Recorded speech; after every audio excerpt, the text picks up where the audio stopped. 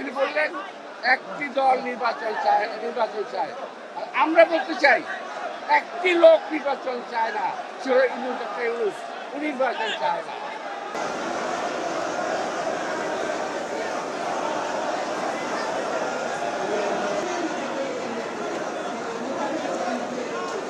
বিদেশ থেকে বহু লোককে আমদানি করেছে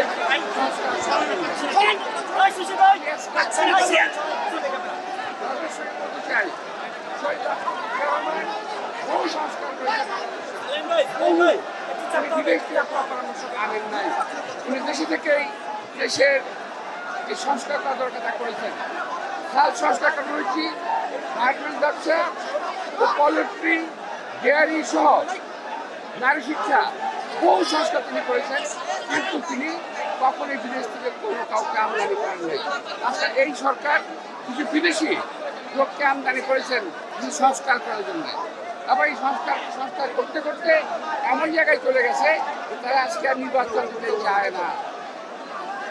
খুব দুঃখের সঙ্গে একটা কথা বলছি, দেখলাম ইউনূস সাহেব জাপানে বসে বিএনপি সম্পর্কে বদনাম করছেন।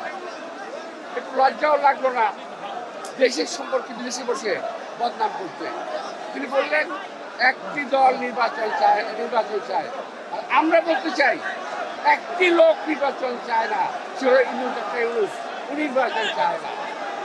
বিএনপি বরাবর নির্বাচন চলছে ডিসেম্বরের মধ্যে, এবং এই ডিসেম্বরের কথা কিন্তু ইউনূস সাহেব স্বয়ং বলেছেন, আমরা বলি নাই। তারই প্রস্তাব পরবর্তীতে তিনি শিফট করে চলে গেলেন জুন মাসে যদি নির্বাচন বলেন, এই নির্বাচন কখনো বাংলাদেশে হবে না। সুতরাং নির্বাচন যদি করতে হয় ডিসেম্বর মধ্যে করতে হবে। আর নির্বাচন যদি করতে না চান সে ইউনূস সাহেবের দায়িত্ব, আমার দায়িত্ব নয়। আমরা জাতি বাংলাদেশ জনগণ এই নির্বাচন আদায় করবে, নইলে এই দেশের ভৌগোলিক অক্ষরতা ঠিক থাকবে না।